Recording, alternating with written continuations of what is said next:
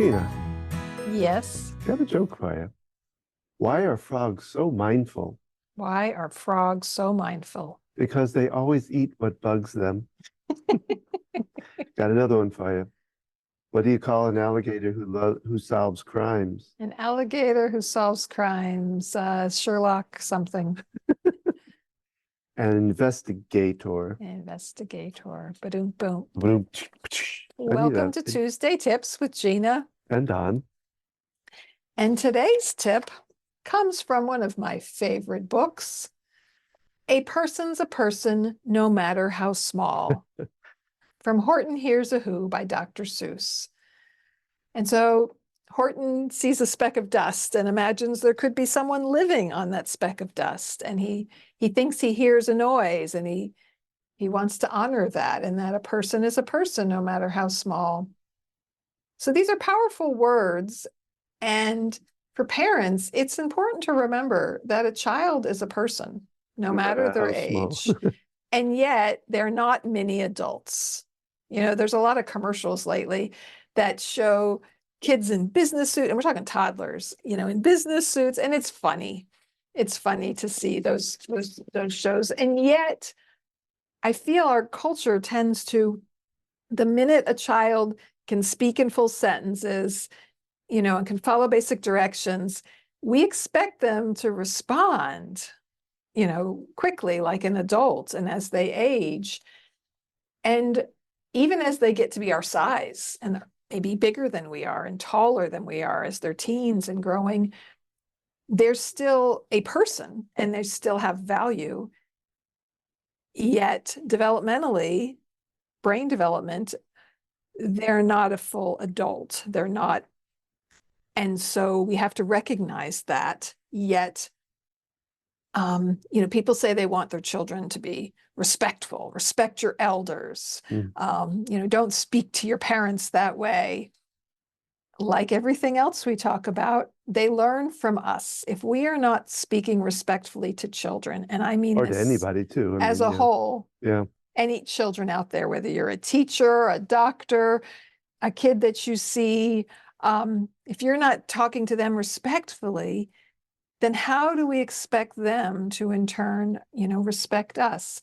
Sometimes it's an obvious thing of talking down to a child, and even you know, sometimes children are wiser than you realize. Maybe they're small for their age, and I remember a woman at the farmer's market who, how old was our son? I don't know if he was 3 or 4, but he was precocious when it came to learning things. And she held up a zucchini and she said, "Do you know what color this is?"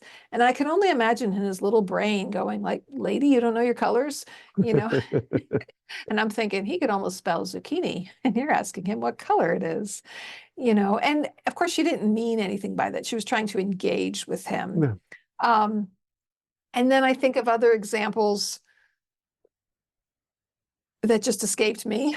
Well, I can give you an example of one, and that I just recently came upon, and this is on kind of the negative side of it, but you know, I was in an office. I was giving blood or whatever, getting blood drawn for some purpose, and in the office walks this mom with her 2 kids and a little girl who looked to be about maybe 8, something like that, maybe 9.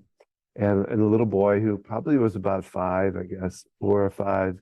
And he was a cute little kid. He looked like a little doll. I mean, he was very short for his age as it was, but he was very energetic, you know. He'd sit there and then he'd go over the other way. And then he'd be back and forth and it was just this constant, "Mom, hey, did you know that? Hey, Mom." It was every 5 seconds it was, "Mom." And she was getting very irritated with it, and I understand how that can get irritating, but she kept saying, "Oh, just be quiet, shut up, go sit down," you know, just constant.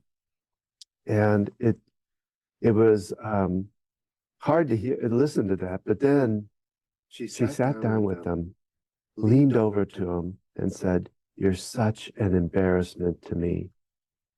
And I thought my heart was going to break in two, because I wanted to go over and say something, but I don't know why I didn't. But it was just, And it could be very much so that that mom might not react that way at home.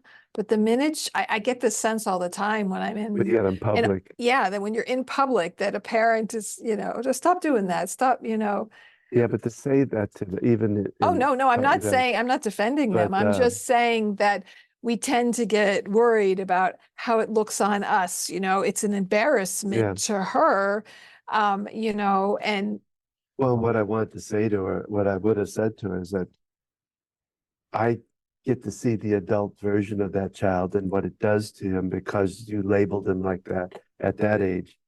I see adults that are still grappling with that kind of, label that was put on them, And another thought is, wouldn't it be great in that before we get to that point, when you see that kid doing that and the mom hushing them, saying, isn't it great that kids can really speak up for themselves? And as frustrating as it is now, it really has served them in the future Yeah. when they're applying for a That's a good job and thought. trying to get into college, So relating to them, saying, yeah, it's frustrating.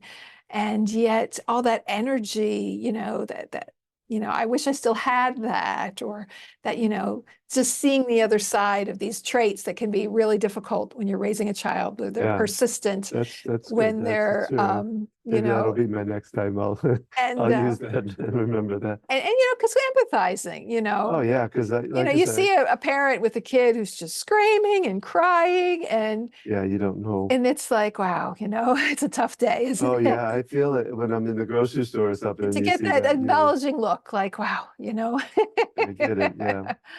Or, just sometimes I've had someone say, look at the kid, hey, I'm feeling that way too, like to acknowledge that, yeah, we all feel like that. A kid has more freedom to express it if we allow that. Yeah. It's more forgiving the younger they are. Because what one of the things that we would probably teach to that parent or is, maybe beforehand talking about what it's going to be like to be in that office and talk and maybe, give him how quiet, who can be the most quieted, and do different things like that. Practicing our quiet voice, our Yeah. whisper voice, and also realizing what's appropriate for their age and their level of development. Yeah. So not just their age, but there's more to it. Are they, neurotypical? Are they neuroatypical, where they're processing differently? They're not as tuned in to what they say and how it affects other people. And, how much is this an opportunity that they have to spend time with you? Maybe you work full time Yeah. and they just, you have They one gotta get it all activity in, to another, and they just see this as an opportunity. The other thing to keep in mind is our children want our attention. And even if it's negative attention we're getting, they crave attention. Yeah. And so if they're not getting positive attention, they're going to continue To do something new to get the things to negative get out of it. some kind of attention, because we want to be heard, we want to be seen, we want to be paid attention to. And so some kids resort to doing, and it's something that I think happens gradually over time. We tend to put things on children that, oh, they're just know how to press my buttons and they're doing this just to be difficult, and oh, what you're doing, and it's more subtle than that. These things happen over time, and they don't happen in isolation. I mean, how your child is acting, there's a relationship going on between what goes on at home with interactions, what goes on at school and any other environment that they're in, with, how people are communicating to them. Maybe there's someone at school who's talking to them in a way that really bothers them. If you're hearing them use language or speak in a way you don't like. And so realizing that there's multiple things that contribute to this context. And yes, developmentally, we need to speak to them appropriately, but we also need to err on the side of thinking they understand more than they do. Because really, in reality, children come into this world taking in information. They understand more than they can express. They gather more from us, even if we don't say something, they gather from our energy and all that. They can pick up, well, like I've dealt with a lot of parents and children with divorce, and the parents try to hide some of the things that are going on, and yet the kids get it. Mhm. They may not get it fully, but they can sense that there's something wrong, that things aren't going right. But parents tend to want to think that they can really hide it from them, and and they really don't necessarily. Yeah. I mean, it's a matter of, obviously you're not going to have certain conversations in Yeah. front of them. Yet, if they're always disappearing and not speaking to each other, then you're creating this atmosphere of, mom and dad don't talk, they don't talk around us, they don't, whatever that's being created. And just on another level of looking at respect and how we speak to children, this is a different story. It was our second child. Gosh, she was a toddler or maybe like 4 years old. And we went to a parade in the small town where my parents lived, and we were going to be in the parade. And so we gathered with all the other people, and my parents lived in a community with lots of older people. And so she was introducing us, and she was so proud. This is her granddaughter. And this one older gentleman, he looked at my daughter and he said, "Oh, you have such long eyelashes. I just want to cut them off." And in the way he said it, he was just being playful, but how weird is that? And she was like, "Oh my God, this man's gonna cut my eyelashes off." I mean, or even just like, "I'm gonna steal your nose," or there's little cute sayings that people Coming from say. a stranger, I mean, But even coming from someone yeah. who, and it's just like how frightening. He doesn't think a thing about it. He just, "Oh, there's this girl with beautiful little lashes," and he probably doesn't even remember that that's exactly what he said. He might even be like, "I didn't say that." Yeah. Um, and so, being aware, if you find yourself saying something to a kid and you go, "Would I say this to my best friend?" And if the answer is no, well, why not? What's the reason that, well, they're not a child. Yeah, does that really matter? Yeah, does it really matter? Because I feel so strongly about this that the only way to teach respect is to be respectful. And I mean, you see this in governments, right? If it's Yeah. a dictatorship, and then the people wind up overthrowing the government. I mean, the people want to be seen, the people want to be heard. Well, I think that goes to I was, thinking of asking you, like, how do you show respect to a small child? Well, I think it's beginning with listening to their feelings Oh yeah. and not downing their or not discounting their feelings, but listening to their And, feelings is where you begin. and understanding the things that bother them, upset them, are very big in their world. Yeah. It's so easy as a parent, a kid getting upset about something, to say, "We got bigger problems." What are you getting all upset about that for? Get over And, it, and it's kid. something I know I've done. I even have an example from this morning. And yet to them, it's a big deal. Yeah. It is important. And we have to, well, you got to listen to me because I'm older and I have all this advice and I've been through what you've been through. So this is what you need to do. And it's like, well, their world is different. And you can't expect them to learn from your example if you're being an example. But because you went through something as a kid and it's like, "I should have done this when I was a kid," that doesn't really teach your kid anything. They've got to live in their own life and be in their own world. They don't have the experience of a whole life ahead of them. And, neither did Behind them, you. mean. Hmm?